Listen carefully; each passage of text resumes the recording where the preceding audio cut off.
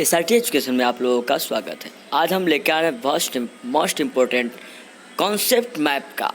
आपको मतलब फिजिक्स का रिवीजन नोट्स आपका स्टार्ट हो गया है।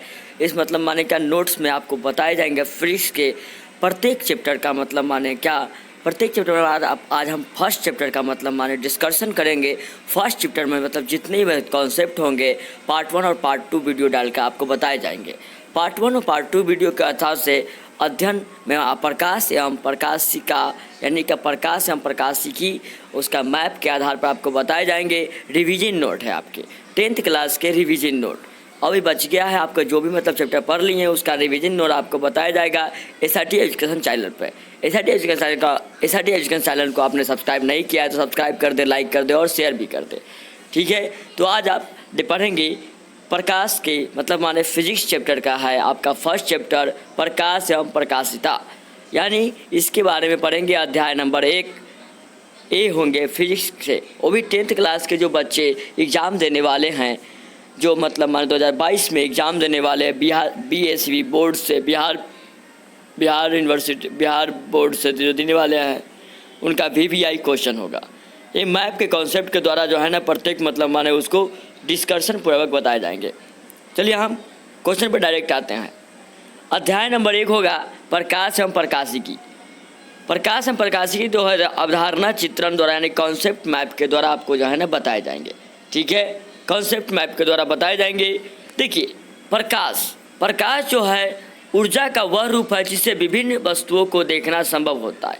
यानी प्रकाश जो होता है ऊर्जा का वह रूप है जिससे विभिन्न वस्तुओं को देखना संभव होता है। प्रकाश को उत्सर्जित होती है, प्रकाश क्या होती है? उत्सर्जित होती है 2 प्रकार से। एक होती है प्रदीप्त वस्तु पर, दूसरी होती है अप्रदीप्त वस्तु पर।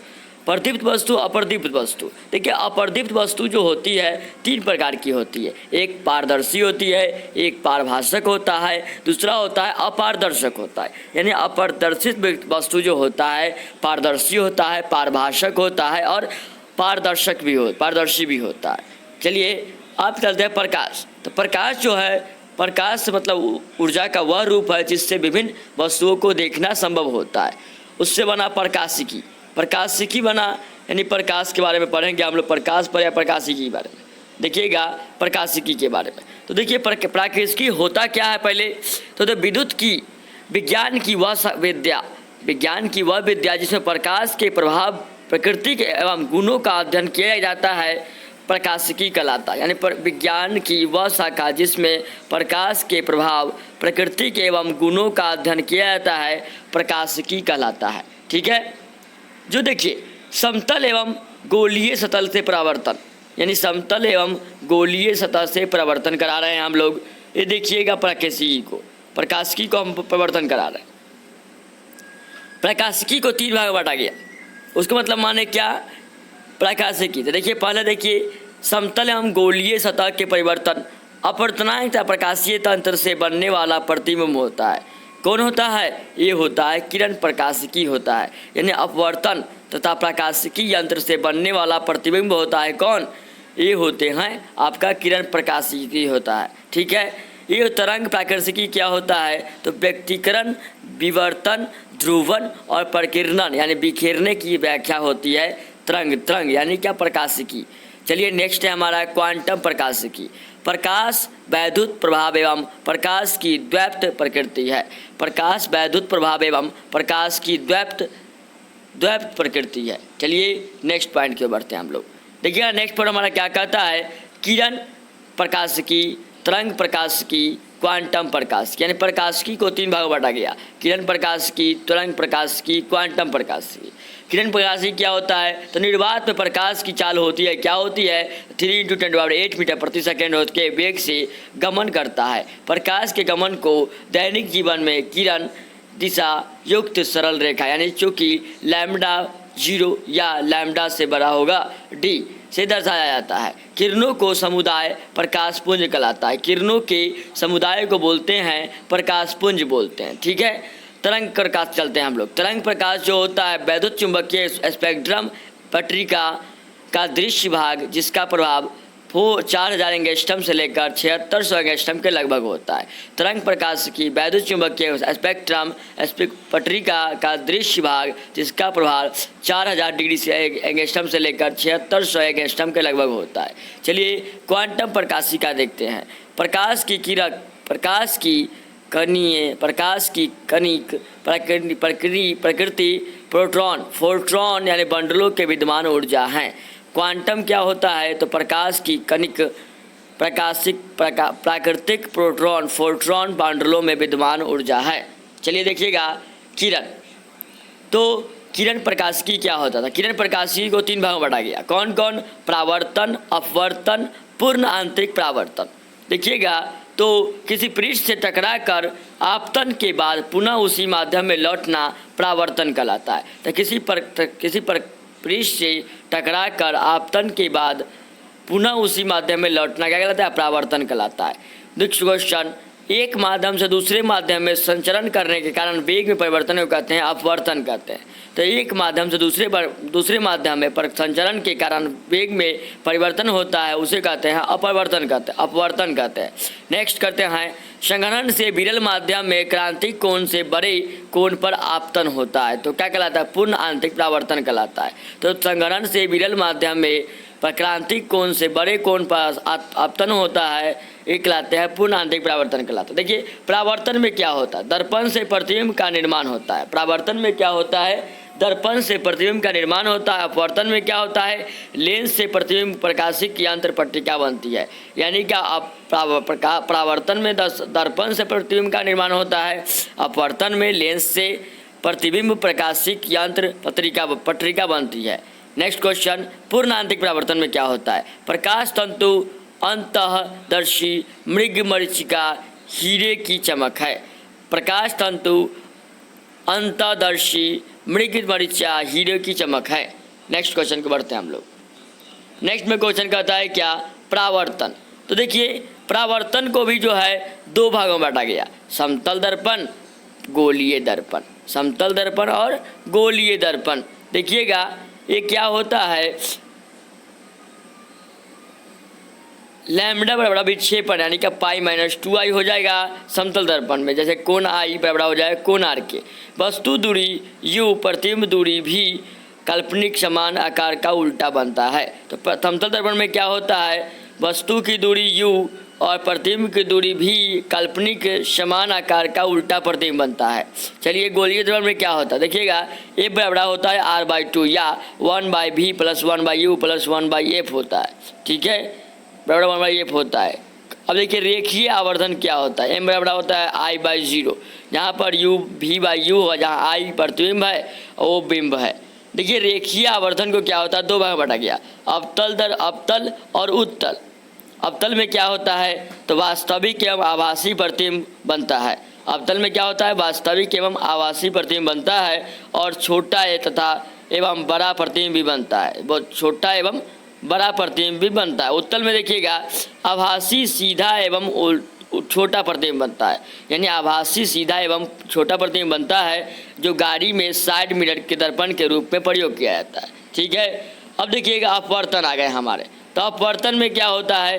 तो देखिएगा यहाँ पर तारों का टिमटिमाना डूबी वस्तु का मुड़ा हो दिखाई पड़ना, ये होते हैं अपवर्तन में ही होता है। जहाँ पर sin/sin बराबर होता है μ2, यानी माध्यम में μ2 का अपवर्तनांक माध्यम 1 के अपेक्ष होता है, इसीलिए 1/μ2 बराबर होता है c1/c2। देखिए अपवर्तन जो होते हैं 2 प्रकार के होते हैं, समतल सतह और गोलीय सतह। समतल सतह को 2 भाग बांटा गया, पहला कांच पट्टिका, दूसरा प्रिज्म पट्टिका। चलिएगा कांच पट्टिका में क्या होता है? अपवर्तन वाली सतह समांतर हो जाती है। क्या होती है? अपवर्तन वाली सतह समांतर हो जाती है। और प्रिज्म में क्या होता है? अपवर्तन वाली सतहों के बीच झुकाव 0 डिग्री तथा 180 डिग्री के अतिरिक्त हो जाता है। यानी अपवर्तन वाले सतहों के बीच झुकाव 0 डिग्री तथा 180 डिग्री से अतिरिक्त हो जाता है। पहला पिक्चर में देखिएगा जो आपको C1 जो होगा प्रकाश का वेग विरल माध्यम में होगा और C2 होगा प्रकाश का वेग संघनन माध्यम में होगा। और आपका देखिएगा इधर प्रिज्म में देखिएगा कि A बराबर हो जाएगा एंगल ऑफ प्रिज्म। ये जो है मतलब माने इस टाइप का जो है ये हो जाएंगे विक्षेप, और वही विक्षेप μ-1 यानी ए पतले प्रिज्म के लिए, जहाँ पर म्यू बराबर हो जाएगा साइन ए प्लस लैम्डा एम बटा 2 हो जाएगा बटा S by sine A by 2। पहले प्रिज्म का आवर्तनांक लैम्डा एम बराबर न्यूनतम माइनस विक्षेपण, डी बराबर हो जाएगा लैम्डा माइनस लैम्डा आर वर्ण विक्षेपण।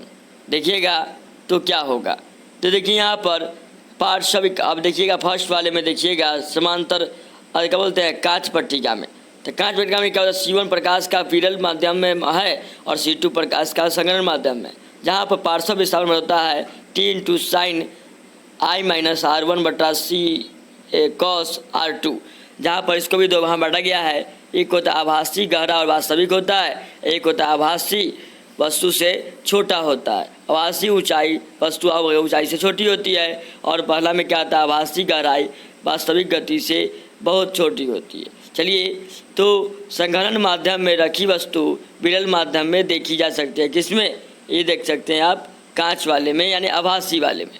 विरल माध्यम में रखी वस्तु संघनन माध्यम में देखी जा सकती है तो हो जाएंगे आभासी। चलिए नेक्स्ट क्वेश्चन बढ़ते हैं, जहाँ पर देखिए इधर देखिएगा कौन वाला या प्रिज्म वाला देखिएगा। प्रिज्म वाला में क्या होता था कि शुद्ध पट्टिका और क्या है अशुद्ध पट्टिका आते हैं, प्योर स्पेक्ट्रम और इनप्योर स्पेक्ट्रम। प्रिज्मों के संयोजन से विचलन या वर्णन विक्षेपण खत्म किया जाता है, यानी प्रिज्मों के संयोजन से विचलन या वर्ण विक्षेपण खत्म किया जाता है। नेक्स्ट पॉइंट देखिएगा, नेक्स्ट पॉइंट में क्या है हमारा गोलीय सतह के अपवर्तन। तो लेंस आप अपवर्तनांक सतहों से घिरा पारदर्शक पदार्थ का टुकड़ा जिसमें कम से कम एक ओर वक्रित हो कहलाता है, लेंस कहलाता है। चलिए, तो 1/v माइनस 1/u बराबर होता है 1/f।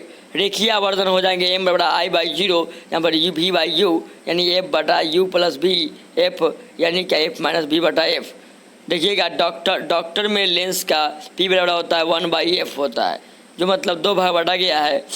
समतल देखिएगा उत्तल लेंस या आभासी लेंस विभिन्न आकार के होते हैं, और अवतल लेंस या आभासी लेंस ये पिक्चर में देखिएगा, इधर मतलब माने बॉक्स टाइप का है, उधर मतलब माने बेलन टाइप का है। देखिएगा क्या होगा, एफ पहले वाले में उत्तल लेंस में एफ बराबर होता है पॉजिटिव होते हैं, वही अवतल में होता है एफ बराबर होते हैं निगेटिव होते हैं।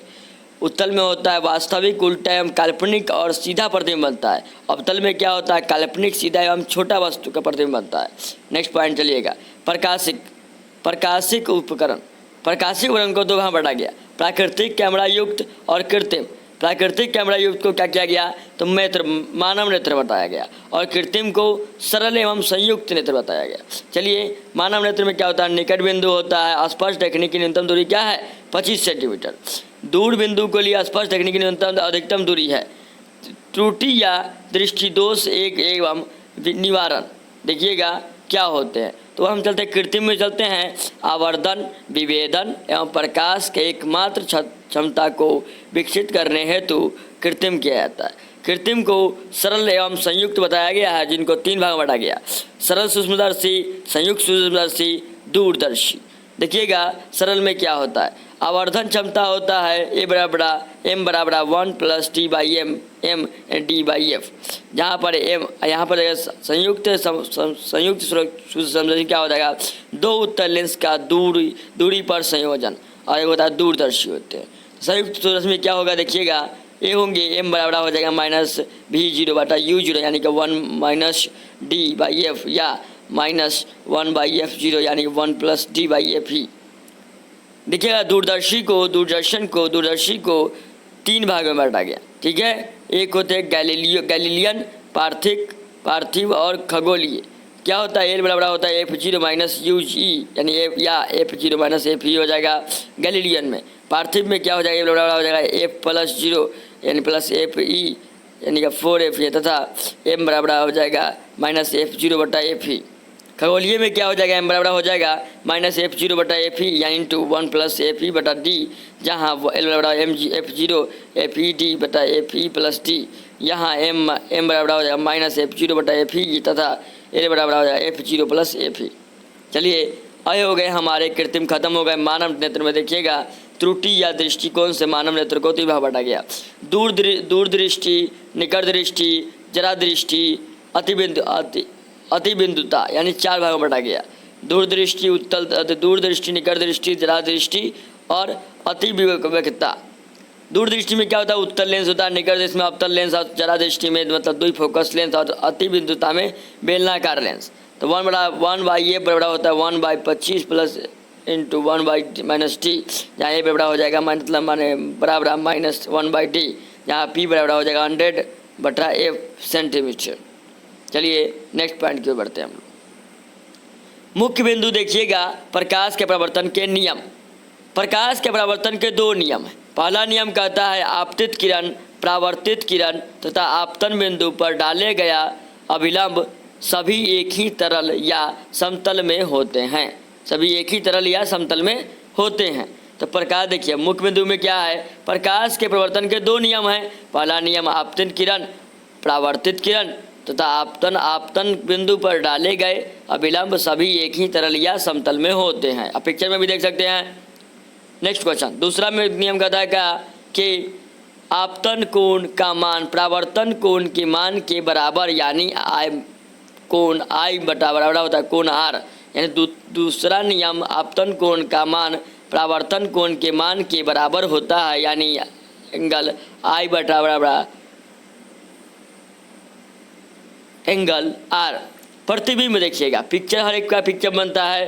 तो प्रतिबिंब देखिए क्या किसे कहते हैं, तो परावर्तन तथा अपवर्तन के बाद प्रकाश की किरण जिस बिंदु पर संस्कृत सदृश अथवा असदृश होती है उसे क्या कहते हैं, वस्तु का प्रतिबिंब बन कहते हैं। वास्तविक प्रतिबिंब क्या होता है, आभासी प्रतिबिंब क्या होता है, देखिएगा। तो यह पहला में कहता है यह वास्तविक कटान से बनता है, कौन, वास्तविक बिंदु। और दूसरा कहता है यह हमेशा उल्टा बनता है, कौन, वास्तविक प्रतिबिंब। तीसरा में है यह परावर्तक सतह के सामने बनता है। ये क्या हो गए, वास्तविक प्रतिबिंब। आभासी में क्या हो जाएगा, यह आभासी कटान से बनता है, ये आभासी हो गए। यह हमेशा सीधा बनता है, ये गलत हो गए, यानी क्या मतलब आभासी हो गए। यह परावर्तक सतह के पीछे बनता है, ये भी हो गए आभासी प्रतिबिंब हो गए। नेक्स्ट पॉइंट देखिएगा, समतल दर्पण से बने प्रतिबिंब की विशेषता क्या होती है। समतल दर्पण से बने वाले सब प्रतिबिंब सीधा समान आकार दर्पण के पीछे एवं आभासी होता है। क्या समतल दर्पण से बने प्रतिबिंब की विशेषता थी कि समतल दर्पण से बने वाले प्रतिबिंब सीधा समान आकार दर्पण के पीछे एवं आभासी होता है। गोलीय दर्पण में क्या होता है, जिस दर्पण का परावर्तक सतह किसी खोखले गोले का भाग हो गोलीय दर्पण कहलाता है। गोलीय दर्पण जिस दर्पण का परावर्तक सतह किसी खोखले गोले का भाग हो उसे गोलीय दर्पण कहते हैं। गोलीय दर्पण तो दो प्रकार के होते हैं, ये देख सकते हैं। धंसा हुआ भाग चिकना है और उभरा हुआ भाग मतलब बाहर से है, यानी क्या बाहर से धंसा हुआ है और मतलब अंदर से उभरा हुआ है। नेक्स्ट पॉइंट देखिएगा, ध्रुव यानी क्या एपीबी का मध्य बिंदु पी ध्रुव कहलाएगा। ठीक है, एपीबी का मध्य बिंदु क्या कहलाएगा, पी जो होगा वह ध्रुव कहलाएगा। मुख्य अक्ष में क्या होगा, वक्रता केंद्र और ध्रुव को मिलाने वाली सरल रेखा एक दूसरे के सरल रेखा मुख्य अक्ष कहलाती है। तो वक्रता केंद्र और ध्रुव को मिलाने वाली सरल रेखा मुख्य अक्ष कहलाती है। वक्रता केंद्र देखिएगा, किस दर्पण जिस खोखले गोले का बना होता है, दर्पण जिस खोले का बना होता है का केंद्र ही दर्पण का वक्रता केंद्र है। केंद्र ही दर्पण का वक्रता केंद्र है। नेक्स्ट क्वेश्चन, वक्रता त्रिज्या क्या है। दर्पण जिस गोले का भाग होता है उसकी त्रिज्या को दर्पण की वक्रता त्रिज्या कहते हैं। दर्पण जिस गोले का भाग होता है उसकी त्रिज्या को दर्पण की वक्रता त्रिज्या कहते हैं। यहाँ पीसी वक्रता त्रिज्या है। द्वारक देखिएगा, दर्पण के परावर्तक सतह एपीबी को द्वारक कहते हैं। एपीबी को क्या बोलेंगे, द्वारक बोलेंगे। ठीक है, नेक्स्ट पॉइंट की ओर देखते हैं हम लोग क्या है। मुख्य फोकस या प्रकाश का फोकस दूरी, ये पढ़ेंगे हम, कल पढ़ेंगे। आपको फर्स्ट चैप्टर में बताए गए हैं पार्ट 1 में कि प्रकाश का मतलब कितने भाग बांटा गया और मैप के द्वारा भी समझाया गया है आपको। प्रकाश का प्राकर्षीय अवधारणा चित्र कॉन्सेप्ट मैप के द्वारा। ठीक है, तो आज की वीडियो में इतना ही। Thanks for watching my video. अगर आप वीडियो शुरू से नहीं देखे हैं, शुरू से देख ले, वीडियो बहुत अच्छा बना है। It's okay, bye.